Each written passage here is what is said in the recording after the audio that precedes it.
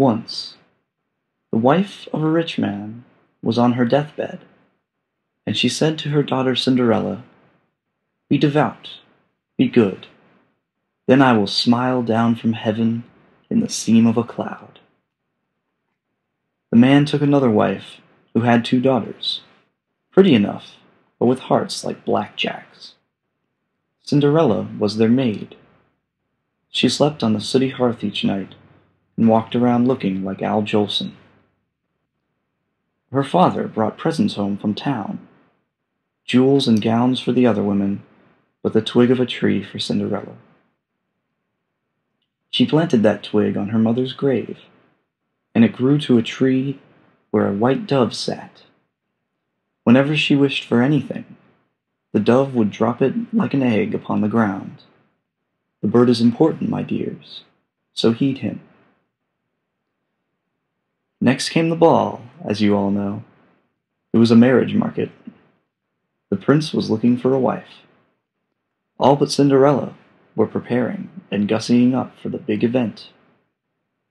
Cinderella begged to go too. Her stepmother threw a dish of lentils into the cinders and said, "Pick them up in an hour, and you shall go." The white dove brought all his friends.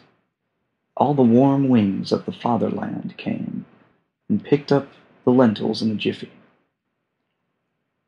"No, Cinderella," said the stepmother. "You have no clothes and cannot dance." That is the way with stepmothers. Cinderella went to the tree at the grave and cried forth like a gospel singer, "Mamma, mamma, my turtle dove, send me to the prince's ball." The bird dropped down a golden dress and delicate little gold slippers. Rather a large package for a simple bird. So she went, which is no surprise. Her stepmother and sisters didn't recognize her without her cinder face, and the prince took her hand on the spot and danced with no other the whole day. As nightfall came, she thought she'd better get home. The prince walked her home, and she disappeared into the pigeon house, and although the prince took an axe and broke it open, she was gone. Back to her cinders. These events repeated themselves for 3 days. However, on the 3rd day, the prince covered the palace steps with cobbler's wax, and Cinderella's gold shoe stuck upon it. Now he would find whom the shoe fit, and find his strange dancing girl for keeps.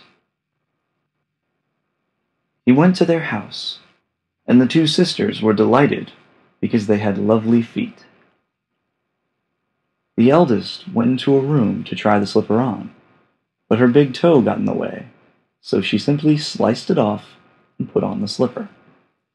The prince rode away with her until the white dove told him to look at the blood pouring forth. That is the way with amputations. They don't just heal up like a wish. The other sister cut off her heel, but the blood told as blood will. The prince was getting tired. He began to feel like a shoe salesman. But he gave it one last try. This time, Cinderella fit into the shoe like a love letter into its envelope. At the wedding ceremony, the 2 sisters came to curry favor, and the white dove pecked their eyes out. 2 hollow spots were left, like soup spoons.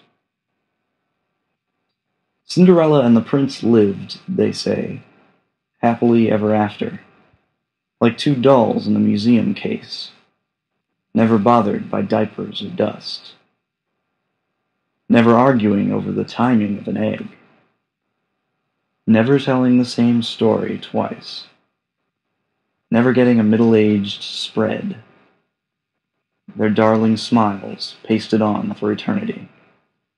Regular Bobbsey twins. That story.